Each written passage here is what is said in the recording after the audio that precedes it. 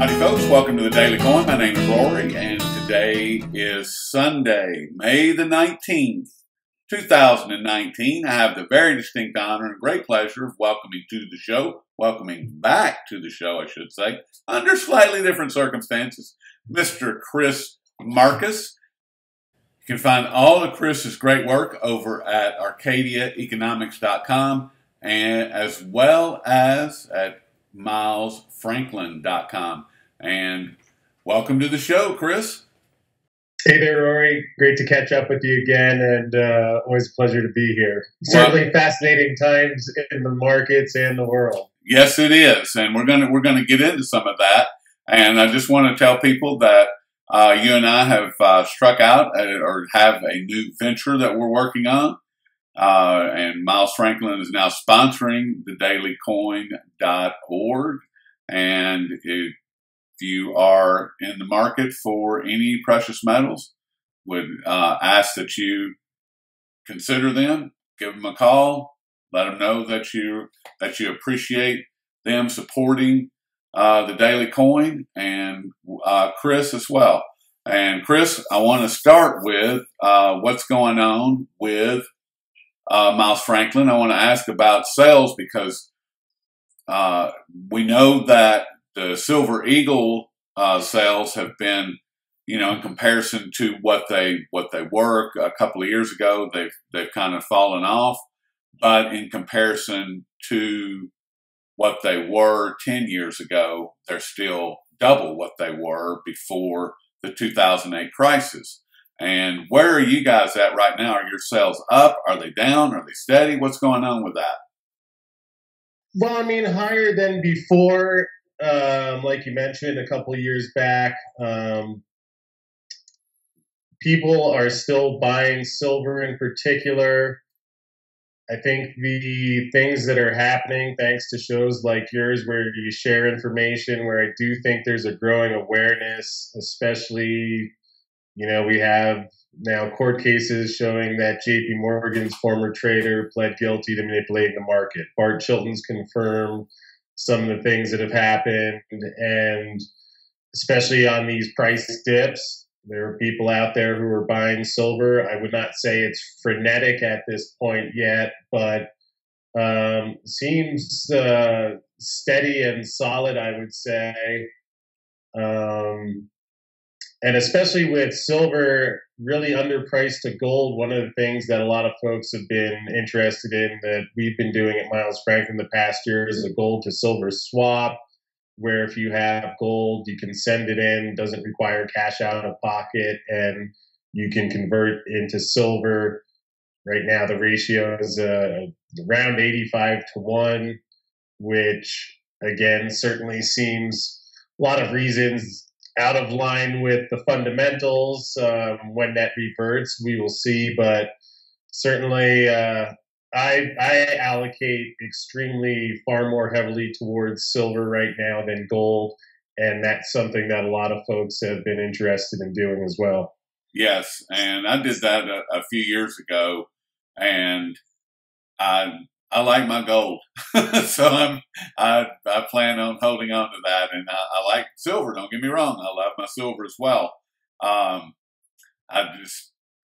want to wait and trade once that ratio starts coming down a little bit. And speaking of which, I want to ask you about the premiums. What's happening with premiums? I know that sales of silver and gold both have been pretty robust here, especially in the first quarter, and it seems like that's carrying over into the second quarter as well of 2019. What are the premiums doing right now? Are they moving up? Are they down? Are they steady? What's going on there? Well, one of the things we've been noticing in particular is that the premiums on numismatics have come in quite a bit. Just if you look back 2008 to 2010, when prices were moving a bit more, things were a bit volatile, those premiums were a lot higher. So certainly, now again, one of the things that's nice about metals is that there's different products for, different people have different preferences and goals that they want to accomplish with that. But and especially with the numismatics, that's different than buying straight bullion, yet at least in terms of how that market has been shaping up, the premiums on the numismatics are quite on the low side right now. So That's especially good. for folks that are looking for collectibles, certainly a time to look into that. Again, just keeping in mind that is a slightly different investment than if you're saying, I see the problems with the dollar, I want as much metal as I can get. Might be a different case, but that's one of the areas a lot of folks have been interested in lately as well. Yeah, and I like the numismatics myself, especially the Perth Mint coins, and we're going to get into that in just a minute.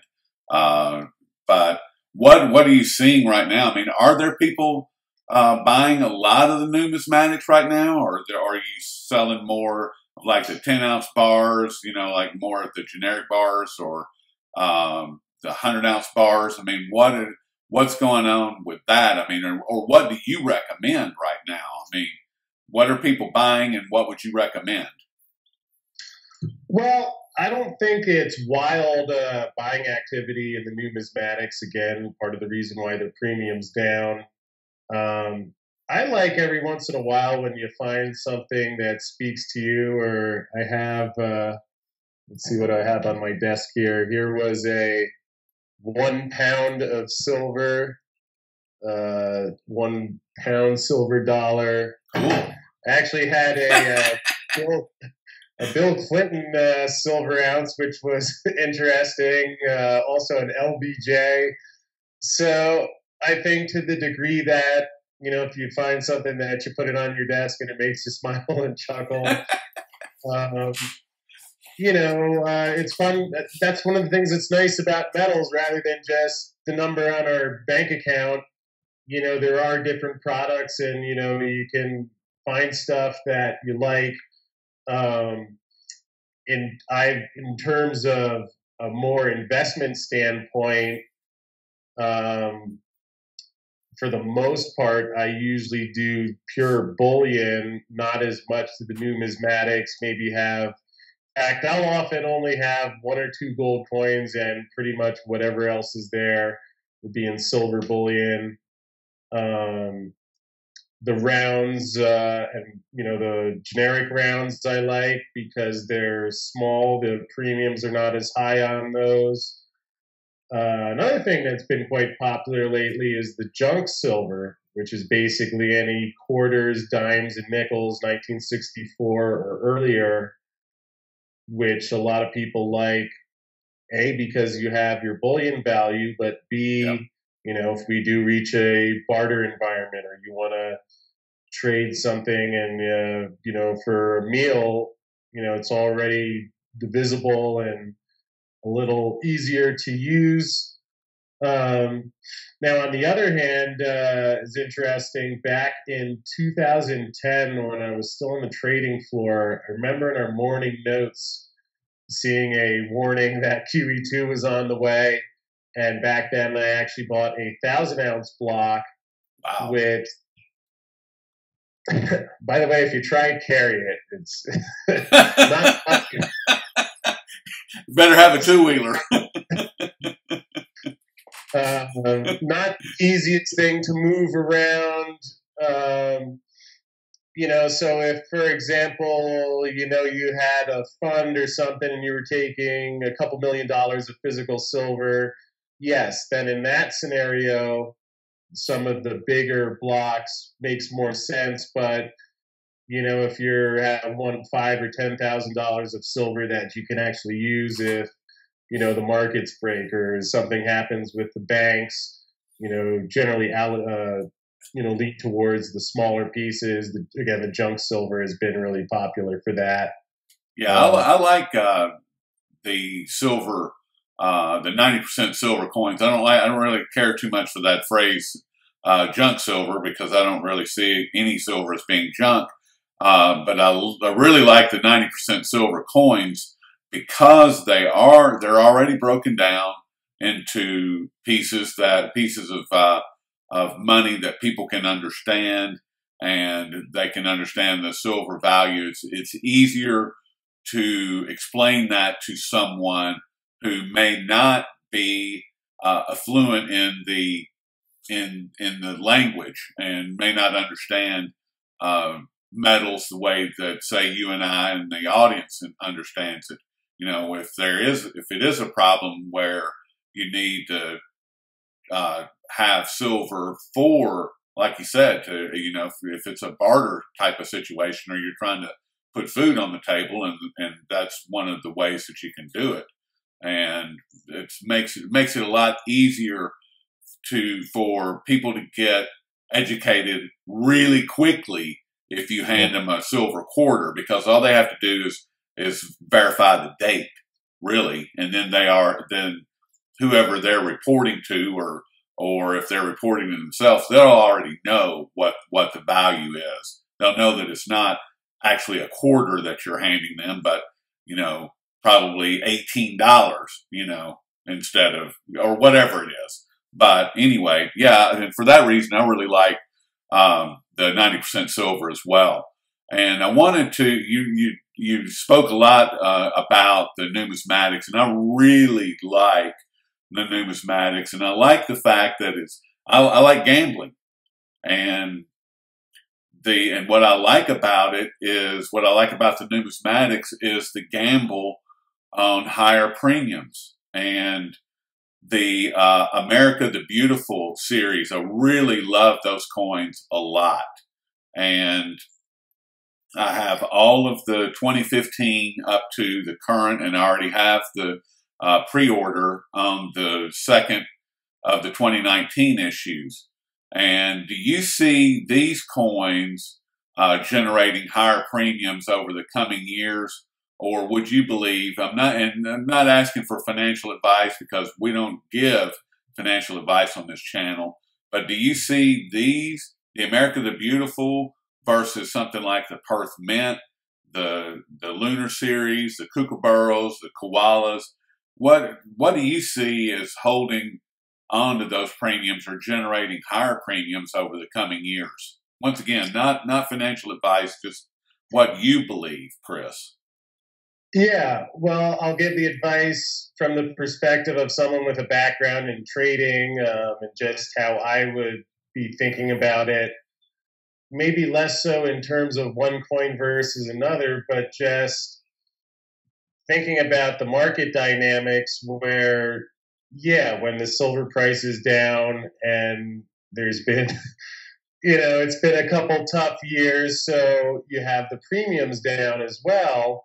Okay. But really, when we think about supply and demand, when there's, you know, things become harder to come by and there's more demand, certainly makes sense to me that the premiums, especially whenever whenever the mainstream media notices the U.S. government's insolvent and that starts to get priced in, I think in the environment that many folks, at least I'll speak for myself, got into gold and silver for, seeing the issues with the debt loads, the money printing. Now we found out this week there are reports that say apparently they may be thinking about selling treasuries in China.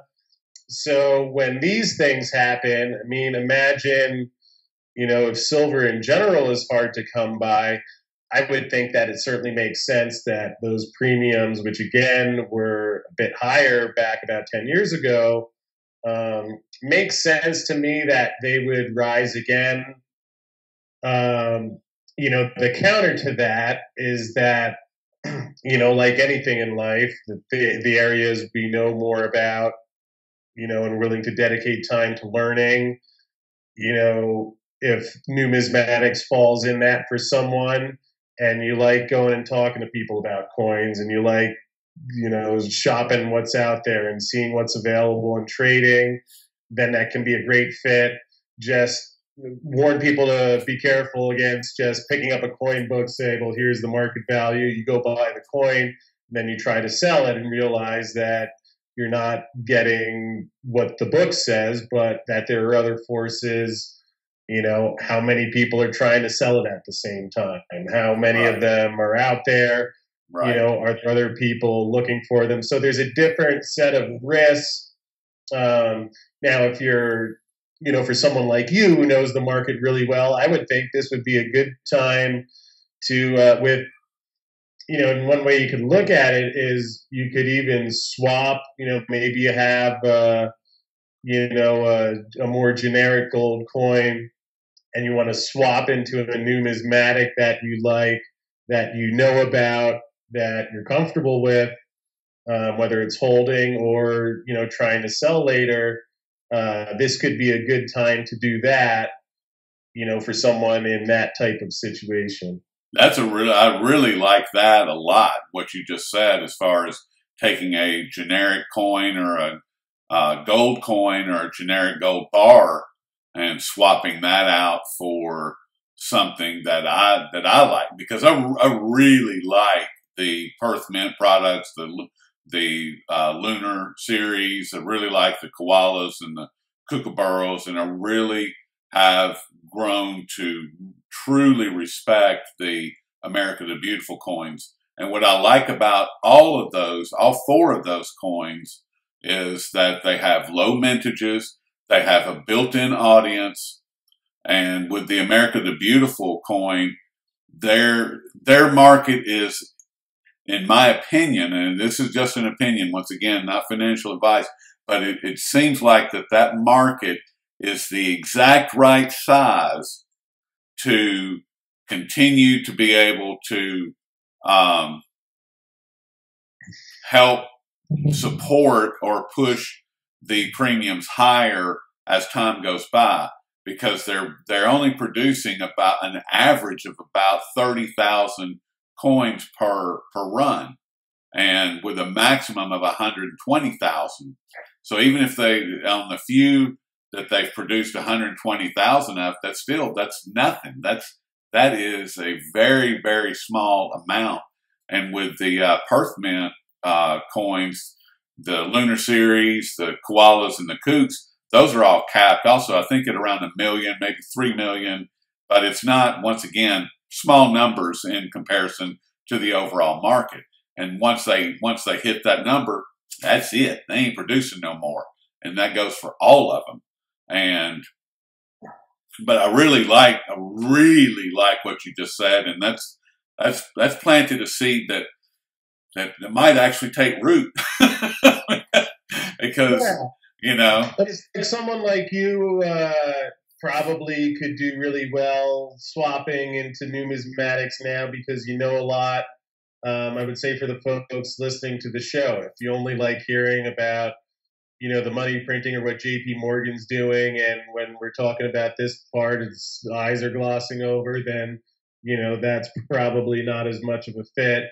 But I'm sure a lot of your audience enjoys hearing that part. That's why they listen to your show. And again, if it's something that you enjoy learning about and studying, then now would be a good time to look into that. Yes. And again, if you do want to swap stuff, we can help with that. Yeah, that'd be great. Don't forget, give Chris a call on that. And last question, Chris, and it's about what's going on with the central banks. As I'm sure you're well aware, they have been, you're laughing. they've been. It's either that or cry some days. Well, laughing is better. Well, the central banks, as you are well aware, I'm sure, have been acquiring gold hand over fist, some more than others, for the past decade. And Russia and Kazakhstan in particular, those two nations' central banks, have been acquiring every month after month, for close to a decade. Russia has been for a decade, and Kazakhstan for about 7 years now, 8 years. And we've seen in 2018, we saw a whole host of new folks come to the market that haven't been in the market for a long time. People like Poland and Hungary, and India coming back into the market. And India is the really big one to me. But what is your take? And what we're seeing also is that in 2018 was the largest year for gold acquisitions of central banks in like 40 years or something. And we're seeing that carry forward into the first quarter of 2019. What say you about what's happening? What's going on with all this? I mean, you laid it out pretty clearly. And that's, I think, a really big data point where, if these central bankers came on and said, gold and silver has no role, or like Ben Bernanke gets on there and says he doesn't understand gold. Right. I believe him too. Which they may be right.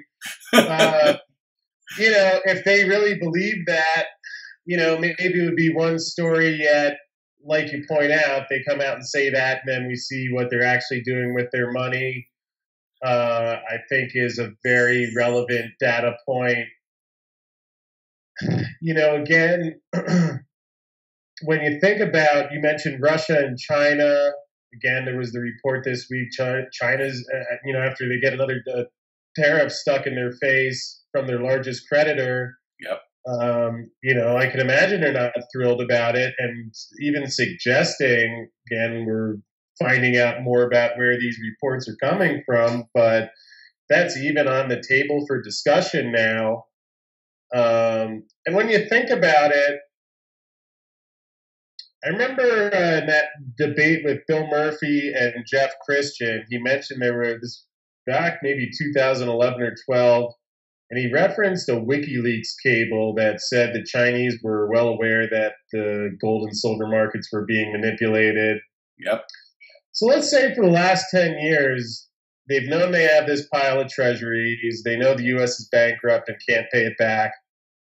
Just from a trading or investing standpoint, if you're in that position, what would possibly be the way to minimize the loss?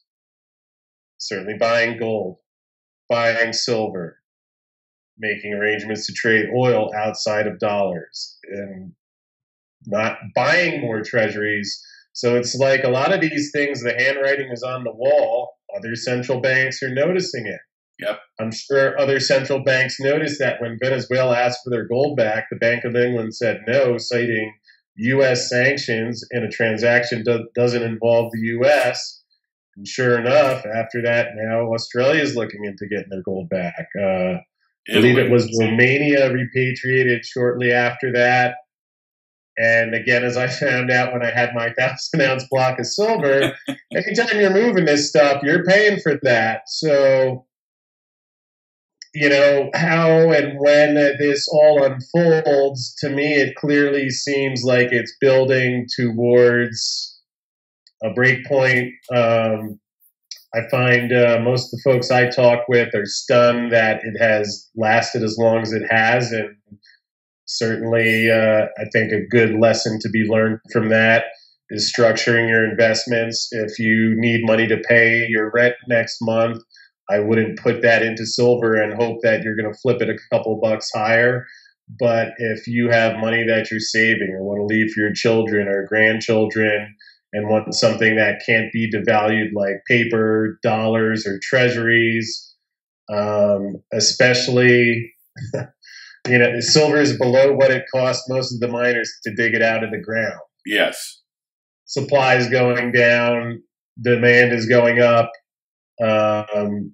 We do now have even the commissioner of the CFTC confirming that there's been illegal behavior, court documents and records. So I know it's been a challenging wait. I've experienced that. Yes. I've had the days where it hasn't felt good. But again, I love that movie, The Big Short, and how it points out that maybe that's part of it, that to really be prepared so that when the market crashes, you're in good shape, that, it doesn't have to be Armageddon. Maybe it's life's way of testing us in patience and building the conviction to say, all right, I see these things happening, and I see how people who were patient with the mortgages when everyone else, when CNBC was saying the opposite. That's a big part of trading and investing, and certainly happy to answer any questions and that your audience has. And of course, always fun being on the show to talk about it. Well, I certainly appreciate you being here. And it seems like that things are changing, and with the sanctions, not sanctions, but with the trade wars that have now heated up big time between the U.S. and China, and Russia a few years ago, they turned their back on everything because of the sanctions that the U.S. hurled at them, and it just seems like that we are coming to a head for everything. China hasn't really been purchasing a lot of treasuries. Russia dumped 84+% of all of their treasuries, so they don't even have any debt. India's buying gold again, which to me that is almost unfathomable that India is back in buying gold in the market for their central bank. It's just hard. It's hard to believe. And like you said, Venezuela, everybody started paying attention when Venezuela said, we want to do with our gold what we want. And the Bank of England said, well, you can't do that. And then Salvini over in Italy said, we'd like to have our gold back. And once again, Bank of England said, well, it's not really your gold. Yeah. And that's when the world really went, really? Yeah, imagine if you're in Iran's central bank right now.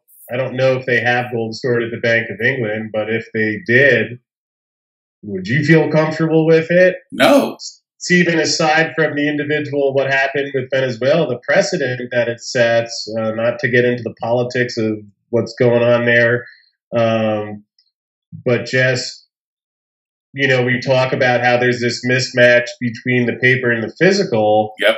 And yeah, certainly retail has come back a little bit in the U.S. in the past couple of years. But geez, if you have central banks in a very tight market, I've wondered what happens if some of these central banks decide that they want silver. And when you're talking about central banks, that's a pretty big order. And if they're repatriating, just seems to me a lot of pressure on an already tight market where it sure seems like there's a lot of scrambling going around on some of these dips. Again, it was interesting back 10 years ago when the prices were down, a lot of the dealers couldn't get any product. Yes. Which doesn't make sense with the pricing action we've seen. So yes, there are things broken in the market. I left Wall Street primarily because I started researching the manipulation in the market, and I've spent my days slamming and breaking something here or there. Yet what I think is the nice part about now is that, all right, I could take this silver, the piece of gold, you can put it in your basement, bury it in the backyard, store it somewhere.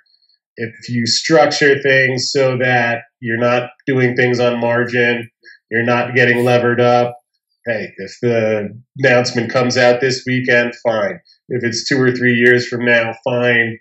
But you can see the debt load, you can see the money printing, you can see they couldn't even get interest rates past 2.5%, and now they got everybody worried about, well, is Trump stepping on the independence of the central bank?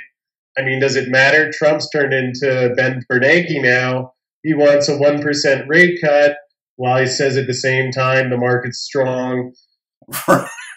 We have this track record. Sometimes politicians have views of things or bankers that aren't necessarily how they are, and that's why, again, I think people are well served the information that they get from your show, where you can put the facts out there.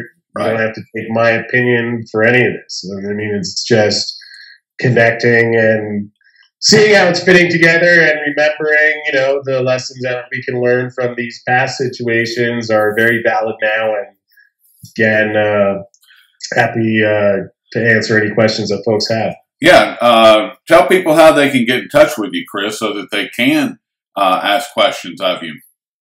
Yeah, you can email about any questions about gold and silver products or the developments that are going on in the markets. You can reach me at cmarcus, that's CMARCUS, at milesfranklin.com.